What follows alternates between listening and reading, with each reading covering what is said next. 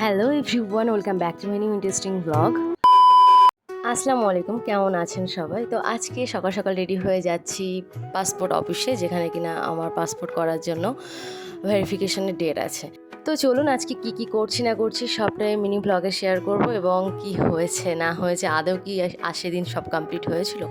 তো প্রথমেই বেরিয়ে সব থেকে সুন্দর লাগার মধ্যে যেটা হচ্ছে কিনা, এই যে রোদোজ্জ্বল একদম দুপুরের আকাশ। দেখুন জগদ্ধাত্রী পুজোর জন্য মানে এত সুন্দর করে রাস্তাগুলো সাজিয়েছে, জাস্ট মানে পুরো পুরো রোডটা দারুণ করে সাজিয়েছিল, দেখতে খুবই ভালো লাগছিল, মনে হচ্ছিল যেন সেই দুর্গাপুজোর মতো।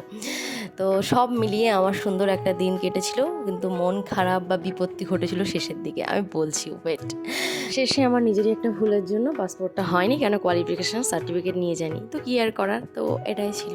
তো সব কিছু কমপ্লিট করে কাজবাজ করে যে যার রুমের দিকে ফেরা হলো। That's it for today. দেখা হচ্ছে নতুন কোনো শর্টসে।